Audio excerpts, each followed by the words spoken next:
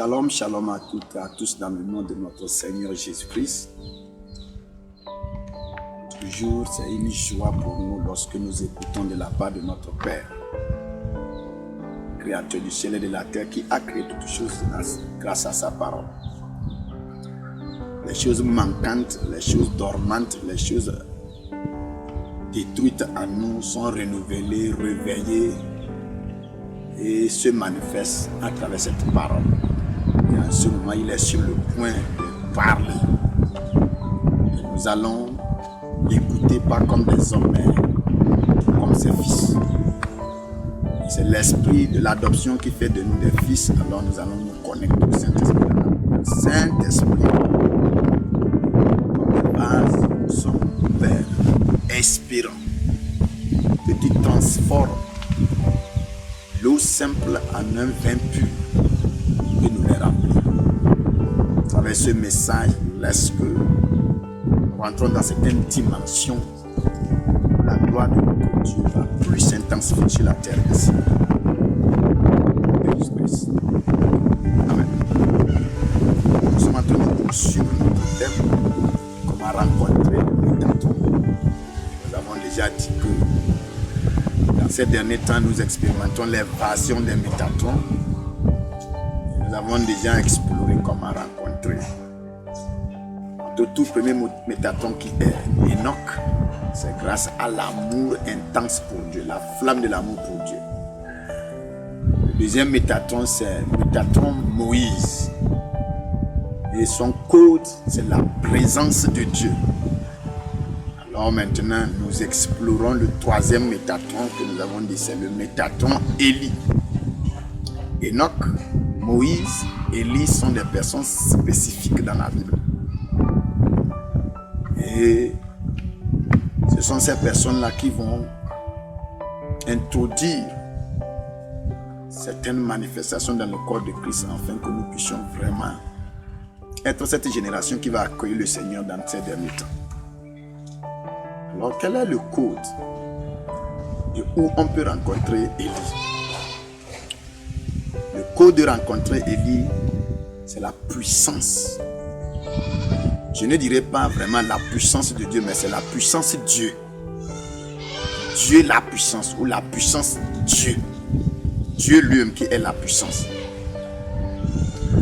Vous allez voir que Dieu a déjà donné sa puissance à beaucoup de personnes. Et ces personnes se sont déconnectées de Dieu. Elles ont perdu la présence de Dieu.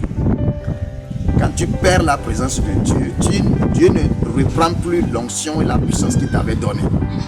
Tu pars avec ça. Mais ce que tu perds, c'est Dieu lui-même. Alors, lorsque nous reprenons la présence de Dieu à travers la rencontre avec le Métatron Moïse, nous devons aller maintenant à la manifestation de la puissance de Dieu. Donc, vous allez voir que Satan, il a été créé comme un chérubin qui est oint. Et lorsqu'il a rébellé, Dieu n'a pas retiré la puissance. Donc, il est parti avec cette puissance-là. Et voulant créer son royaume, il a distribué cette puissance-là à beaucoup d'instituts ou beaucoup d'entités. C'est pourquoi vous allez voir que il y avait les magiciens qui ont challengé Moïse. Il y avait aussi les prophètes de Baal qui vont challenger Élie. Alors ils avaient une puissance. Ils manifestaient une puissance. Mais cette puissance-là, puisqu'elle n'a pas Dieu avec elle, elle était corrompue et elle ne va pas s'opérer exactement comment elle était avant. Alors, Satan quand même utilise cette puissance-là pour ramener les cœurs des gens vers lui. Il a installé la rébellion à outrance. C'est pourquoi la Bible dit, avant la manifestation du grand jour, Élie reviendra et sa mission c'est de ramener les cœurs des fils vers les pères. Alors vous allez voir que la manifestation de Baal en Israël a volé les cœurs. Pourquoi? Parce que l'homme est frappé par les résultats. L'homme est attiré par la manifestation de la puissance. Et puisque Baal avait en quelque sorte une puissance et il manifestait cette puissance-là, a réussi à attirer l'attention de la population, du peuple de Dieu vers lui. Alors il doit y avoir maintenant l'apparition de quelqu'un qui va manifester pas seulement la puissance de Dieu, mais Dieu la puissance. Et l'objectif sera d'éteindre la manifestation de la puissance de Dieu et installer seulement la manifestation de la puissance de Dieu. Donc la puissance que Baal utilisait en quelque sorte, c'est la puissance de Dieu. Pourquoi? Parce que c'est Dieu qui aurait oint Satan et Satan est allé oindre ces forces-là. Donc bien sûr ce n'est pas Dieu qui utilise cette puissance, mais c'est la puissance de Dieu à l'origine. Satan n'a pas créé une puissance, Satan n'a aucune puissance. La puissance qu'il a, il a reçu ça de Dieu. Il utilise ça maintenant pour son propre gré. Alors, pour que quelqu'un manifeste pas la puissance de Dieu, mais la puissance de Dieu, la personne préalablement doit rentrer dans l'intimité avec Dieu. Et Élie a manifesté ça. Son code c'est quoi? C'est la recherche de Dieu lui-même comme puissance. Alors il a quitté la dimension des hommes ordinaires. Il est rentré dans la classe des gens extraordinaires. Et Dieu maintenant le trouvant comme un Métatron. Dieu le voyant maintenant comme un miroir à travers lequel il va se refléter. Alors Dieu a permis que Élie reçoive ce code qu'on appelle Dieu la puissance. Avec ce code, il pouvait éteindre beaucoup de choses. La puissance de Baal ne fonctionnait plus en présence de la puissance de Dieu. Élie pouvait fermer les cieux et les ouvrir. Seul Dieu peut avoir cette capacité-là. Parce qu'au moment où Élie a fermé les cieux, il y avait d'autres prophètes qui étaient dans la ville là, probablement qui seraient en train de prier pour que la pluie tombe. Et ces prophètes seraient en train d'utiliser la puissance de Dieu. Mais Élie n'a pas utilisé la puissance de Dieu. Élie a utilisé Dieu la puissance. Et il a fermé les yeux. Alors dans ces derniers temps, nous voyons que l'Église ne doit pas seulement manifester la puissance de Dieu. Parce que la médecine, la technologie, la magie manifestent des puissances. L'Église doit aller à la manifestation de la puissance de Dieu. Et c'est grâce au Métatron Élie que nous pouvons en quelque sorte contacter cette puissance qu'on appelle puissance de Dieu. Nous devons taper le code. Élie était découragé du fait que le peuple de Dieu suivait les forces des ténèbres. Et aujourd'hui, nous devons avoir cette colère ardente, cette sainte colère d'Élie en nous, pour pouvoir vraiment dire que non, il ne doit pas avoir assimilation entre les chrétiens et les païens. Il doit avoir une ligne de démarcation. Et Dieu doit se manifester au sein de l'Église, dans les chrétiens, pour qu'on sache qu'il y a une différence entre ceux qui manifestent la puissance de Dieu et ceux qui manifestent Dieu la puissance. Élie n'était pas en quelque sorte d'accord. Élie ne voulait pas tolérer la présence de Baal. Aujourd'hui, l'Église tolère beaucoup de choses. Pourquoi? Parce que ces choses-là ont des puissances. Et la seule chose que l'Église doit manifester dans ces derniers temps, c'est Dieu la puissance. Dieu la puissance. Et le code d'Élie, c'est que la puissance, Dieu lui-même, il a cherché et il a rencontré. Avant la manifestation de Jésus-Christ, l'Église doit retourner à la manifestation de Dieu. Manifestation de Dieu. Quand tu manifestes Dieu comme une puissance, lorsqu'il y a d'autres puissances devant toi, elles se mettent à genoux devant toi. L'Église combat jusqu'alors les forces des ténèbres. C'est une erreur. L'Église est censée dominer les forces des ténèbres. Avec quoi nous dominons? C'est avec la nature, avec Dieu lui-même. Nous dominons. Et nous devons manifester cela. Et nous devons vraiment dans ces derniers temps chercher les codes nécessaires à taper cette manifestation-là. Je voudrais que tu comprennes quelque chose. Pour que nous puissions vraiment manifester ça, nous devons rencontrer Élie. Nous devons le rencontrer. Mais il y a un prix à payer. Quand nous regardons, Élie a plusieurs serviteurs. Lui, pertinemment, Élie, c'est quelqu'un qui ne veut pas vraiment que son serviteur manifeste ce qu'il a. C'est pourquoi, premièrement, lorsqu'il fuyait Jézabel, il a dit à son serviteur d'aller en ville et lui, il a pris la direction. La preuve, quand l'ange est venu lui apporter la nourriture à manger, le serviteur n'était pas là-bas. Élie était seul. Quand il s'est séparé de son serviteur, il a allé se coucher sous un arbre. L'ange est venu. Quand il a mangé 2 fois la nourriture de l'ange, il a marché pendant 40 jours, 40 nuits. Et son serviteur n'a pas vu ça. C'est lorsqu'il est revenu maintenant de la montagne que Dieu lui a dit d'aller appeler Élisée à sa place. Et quand il voulait aussi quitter la terre, il a trompé Élisée, son serviteur, de rester à Gilgal, de rester à Jéricho, de rester à Bethel. Mais Élisée était quelqu'un qui était avisé. Donc Élisée n'a pas été trompé comme le premier serviteur. Il a dit, aussi longtemps que ton âme est vivante, je te suivrai. Donc il y a un prix à payer pour avoir la puissance de Dieu dans ces derniers temps. Ce n'est pas seulement aller rester sur une montagne jeûner pendant 40 jours. Non. Il y a un prix de suivre Adam. Maintenant que nous avons l'amour pour Dieu à travers Enoch, la présence de Dieu à travers Moïse, nous devons maintenant nous attacher à chercher vraiment Dieu lui-même. L'amour intense de Dieu, la présence intense de Dieu nous permet de voir la personne de Dieu. Le secret de Élie, la personne de Dieu. Ce n'est pas la puissance de Dieu, c'est la puissance qui est la personne de Dieu. Élisée a suivi. Et c'est lorsqu'ils sont arrivés quelque part où c'est le point de décollage d'Élie que Élisée a remporté le prix. Alors j'espère que en ce moment particulier, Élie veut se manifester pour remettre son cause à certaines personnes dans cette génération qui vont dans leur pays, dans leur entourage, manifester une certaine puissance qu'on appelle la manifestation de la personne de Dieu, la manifestation de Dieu, la puissance, pour éteindre certaines forces. Il y a dans certains milieux, la sorcellerie règne. Il y a dans ces milieux, la religiosité règne. Le fanatisme spirituel règne. D'une manière que tout le monde joue avec Dieu. Dans certaines églises, on ne sent pas vraiment l'honneur pour Dieu.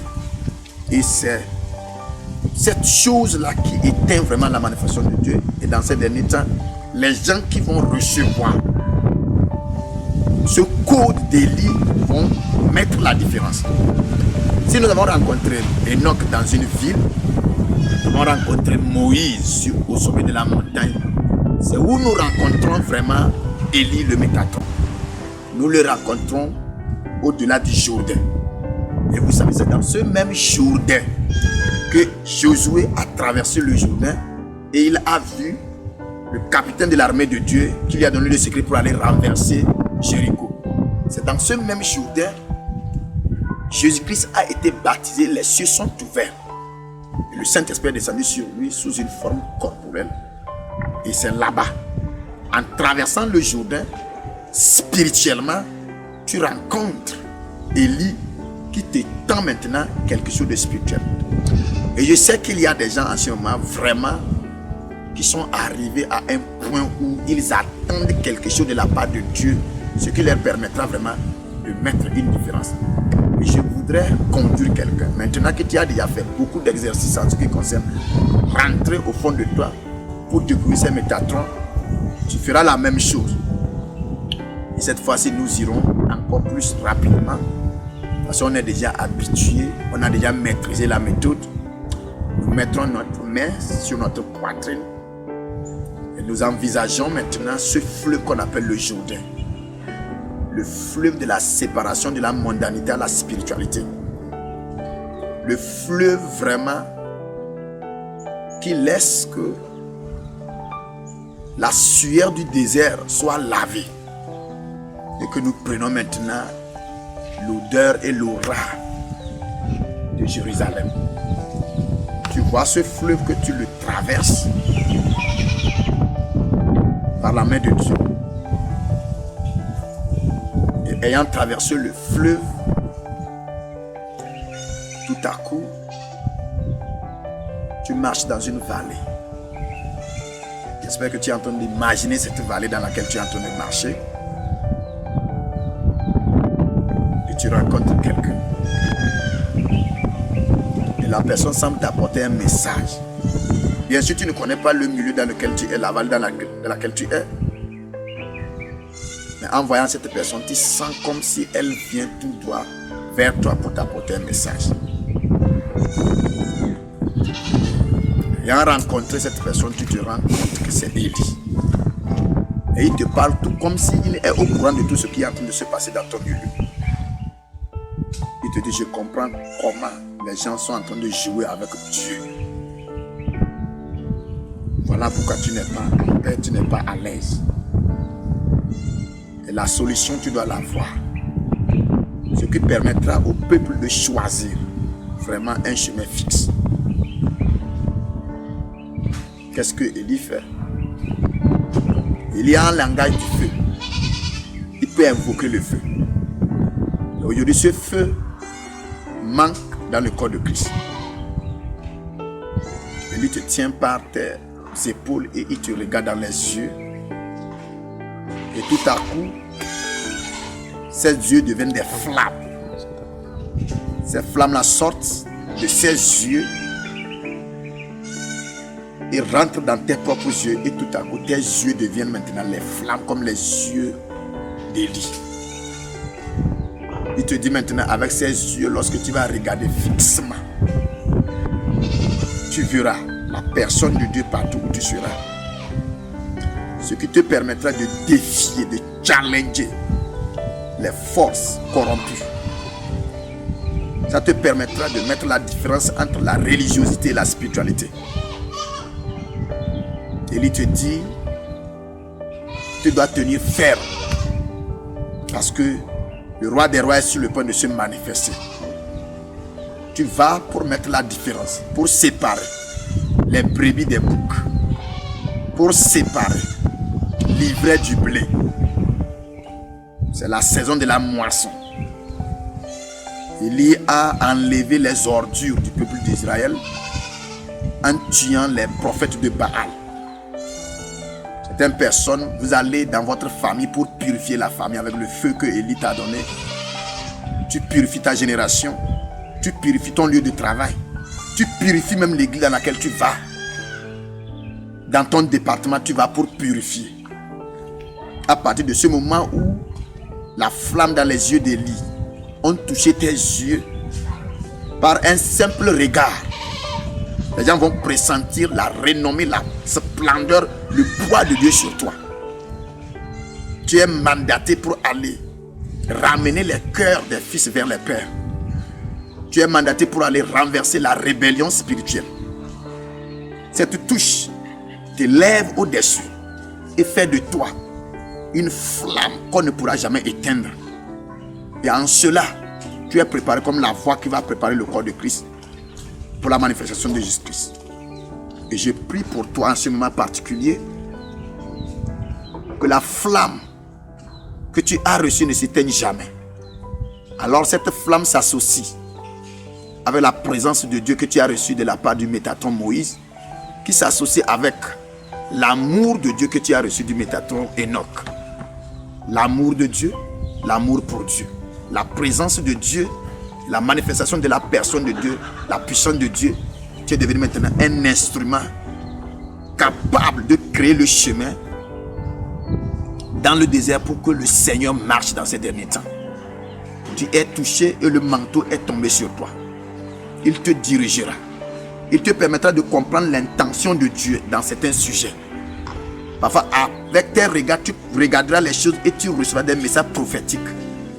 Tu es en train d'être intensifié pour l'utilisation que Dieu veut vraiment faire dans ces derniers moments. Sois connecté à ce feu. Tu as rencontré au finish les 3 métatrons. Et maintenant, tu es le prochain métatron de ta génération. Les gens vont voir Dieu à travers toi et Dieu va se mirer en toi. Quand Dieu va te regarder désormais, il va voir sa nature implantée en toi. Les gens, quand ils s'approchent de toi, ils sauront que Dieu existe. D'une manière sans même parler, ils vont pressentir la présence de Dieu. Les gens vont s'approcher de toi, tout à coup, ils vont commencer par converser. Les gens vont s'approcher de toi et ils vont commencer vraiment par chercher la présence de Dieu. Les gens seront convertis des religieux en des spirituels. Parce que tu es maintenant un métatron. Je te le confirme. Les autorités de ton milieu vont commencer par s'approcher de toi. Lorsque tu vas rentrer dans une maison, tout le monde pressentira l'arrivée d'un poids. Parce que tu es la manifestation et le transporteur de la présence de Dieu dans ces derniers temps. Tu as été touché et je te le rassure. Les forces des ténèbres ne pourront pas se tenir devant toi. Ta langue a été circoncise maintenant. Lorsqu'une parole sort de ta bouche, elle prend effet. Parce que tu ne parles plus en tant qu'un homme, tu parles en tant qu'un Métatron. Beaucoup des anges vont te suivre parce que c'est les Métatrons qui commandent les anges. À travers cet instrument que Dieu a préparé, qui est toi, le monde va voir la gloire de Dieu. Va. C'est le mandat. Va. C'est l'appel. Va. C'est la génération de Joël chapitre 2 verset 2. Avance. Et je sais que nous allons conquérir ce monde pour notre Seigneur, pour le roi des rois. Tu es richement béni. Reste connecté à ce message. Shalom.